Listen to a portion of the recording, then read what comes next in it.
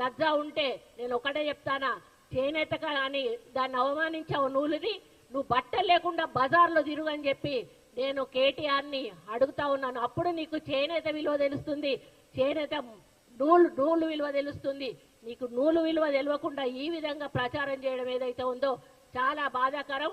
నూలు విలువ తెలిసిన వాడు అయితే నువ్వు బట్టలిప్పి బజార్లో తిరుగు, లేకపోతే క్షమాపణ చెప్పి తప్పైంది అని చెప్పి ఇంకొకసారి అట్లాంటి పోస్టులు రాయకుండా చూసుకోవాల్సిన బాధ్యత నీ మీద ఉంది కేటీఆర్. ఒకవేళ నువ్వు చేయకపోతే ఇంకోసారి ఇట్లాంటి పోస్టులు పెడితే నిన్ను బట్టలిప్పించి ఉరికిచ్చే కార్యక్రమం తప్పకుండా కాంగ్రెస్ పార్టీ కార్యకర్తలు నాయకులు చేస్తారనే విషయాన్ని మరి మర్చిపోవద్దు అని హెచ్చరిస్తూ మరి నేను దీన్ని చాలా తీవ్రంగా ఖండిస్తూ మనస్తాపం చెందుతూ మరి ఇవన్నీ కూడా ఇక ముందు జరగొద్దని కోరుకుంటూ సెలవు తీసుకుంటా ఉన్నా.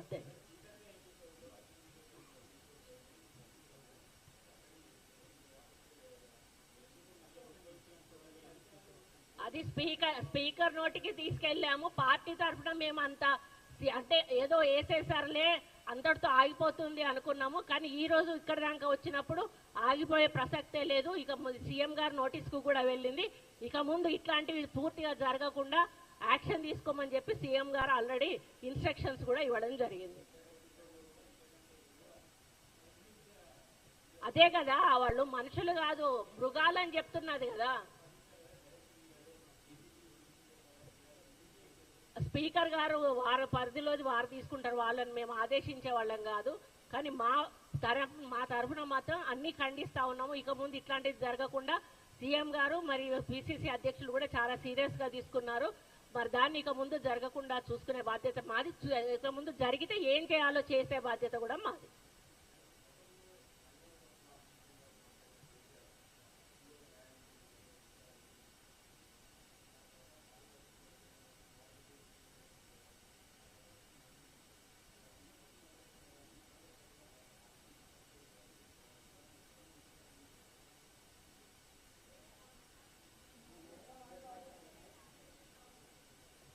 వాళ్ళు ఉన్నత వర్గానికి చెందిన బలుపు ఒకటి వాళ్ళకు ఉన్నది.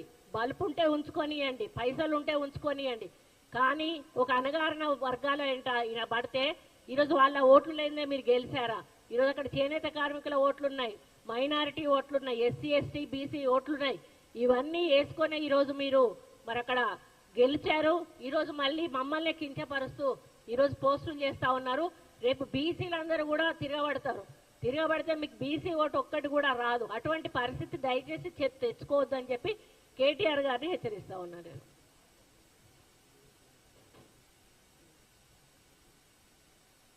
చాలా ఉన్నాయి చెప్పాలంటే. వాళ్ళ ఎమ్మెల్యేలుగా ఉన్నప్పుడు వాళ్ళ మీద వచ్చిన అలిగేషన్స్ కానీ, మహిళలను ఏదైనా పని అడిగితే రావాలి అని అడగడం కానీ, కౌశిక్ రెడ్డి మాట్లాడిన మాటలు కానీ, గవర్నర్ గారిని కామెంట్ చేస్తూ మాట్లాడిన మాటలు కానీ, అంటే వాళ్ళకు మహిళల మీద ఏమాత్రం గౌరవం ఉన్నదో వాళ్ళు మాట్లాడిన మాటలు మీకు తెలియంది కాదు.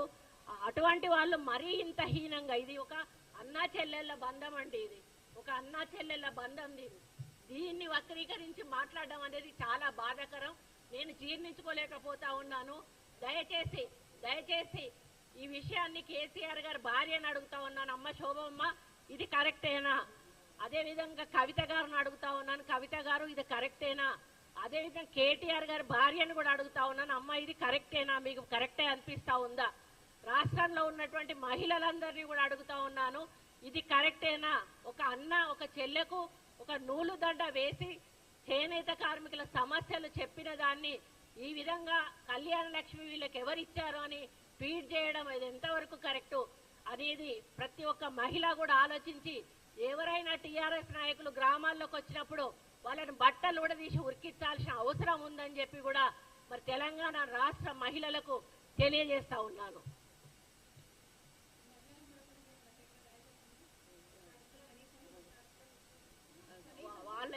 వాళ్ళ ప్రజాస్వామ్య పద్ధతిలో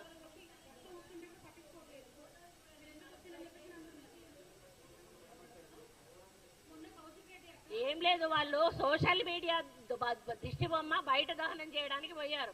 అసలు వాళ్ళు గేటు ముట్టుకోలేదు, లోపలికి పోలేదు. అందులోంచి 100 మంది దాకా వచ్చి మొత్తం వాళ్ళే మీద పడి కొట్టి మళ్ళీ వాళ్ళే రాద్ధాంతం చేశారు. వాళ్ళెవ్వరిని కూడా వదిలిపెట్టేది లేదు. వాళ్ళందరూ వీడియో తీయడం జరిగింది. వాళ్ళందరి మీద కూడా చర్య తీసుకోవడం జరుగుతుంది. ప్రజాస్వామ్య పద్ధతిలో ఎవరు ఏమైనా కూడా చేసుకోవచ్చు. వాళ్ళు ప్రజాస్వామ్య పద్ధతిలో చేస్తున్నారు. వాళ్ళు అక్కడ ఏమీ రచ్చ చేయలేదు, ఎవరిని ఇబ్బంది పెట్టలేదు. వాళ్ళు బయట చేసుకున్న కార్యక్రమాన్ని లోపల నుంచి వచ్చి దౌర్జన్యంగా వాళ్ళ మీద దాడి చేశారు. వాళ్ళు ఎవరిని కూడా విడిచిపెట్టే ప్రసక్తే లేదని కూడా ఈ సందర్భంగా తెలియజేస్తాం.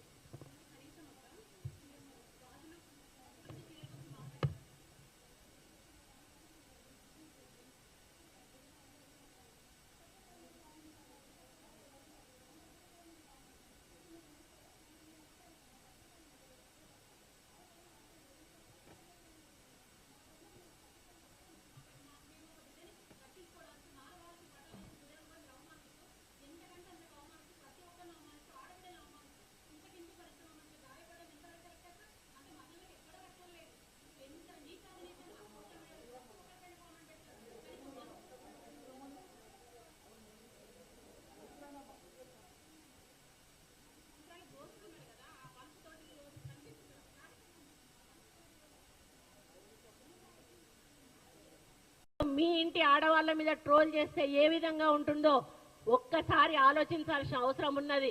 మీరు 10 సంవత్సరాలు మంత్రులుగా ఉన్నారు, అధికారంలో ఉన్నారు. మహిళలకు గౌరవం ఇవ్వాల్సిన అవసరం మీకున్నది. మహిళలకు ఉచిత బస్సు పెడితే 100 కేటీఆర్ డిస్కో డాన్స్ చేసుకోవడానికి మహిళలకు ఉచిత బస్సులు పెట్టిందా అని అంటాడు. ఒక ఆమె నాకు 3 బిడ్డలు అయ్యా, నాకు సంబంధించింది చేనేత కార్మికుల వృత్తికి సంబంధించింది, చాలా పవిత్రమైనది. దీనిలో అంటే ఒక పెళ్లికి సంబంధించిన విశిష్టత ఇందులో ఏమీ లేదు. ఇది ఈ నూలు అనేది లేకపోతే ఈరోజు మన మానాలు అనేటివి ఉండేటివి కావు. ఈరోజు మనం అందరం బట్ట కట్టుకొని తిరుగుతూ ఉన్నామంటే కేవలం ఈ నూలు వల్ల, చేనేత కార్మికులు నేస్తున్న నేత బట్ట వల్ల అనేది మనం అందరం కూడా గుర్తించాల్సిన అవసరం ఉన్నది. నా బాధ ఏంటంటే ఒక మహిళగా నన్ను చాలా అసహ్యంగా ఈ విధంగా పోస్ట్ పెట్టి సోషల్ మీడియాలో చాలా దురదృష్టకరమైన, చాలా ఇబ్బందికరమైన పోస్ట్ పెట్టి ఈ ఫోటోను పెట్టి వీళ్ళకు షాదీ ముబారక్ ఎవరిచ్చారు అని చెప్పి ఒక అక్రమమైన మాటగా దాన్ని చిత్రీకరించి చాలా అవమానపరచడం నాకు చాలా బాధను కలిగిస్తూ ఉంది. నిన్నటి నుంచి కూడా నేను అన్నం తినలేదు, నిద్రపోలేదు. ఒక మహిళగా ఈరోజు వాళ్ళ ఇంట్లో తల్లులు ఉన్నారు, చెల్లెళ్ళు ఉన్నారు, బిడ్డలు ఉన్నారు.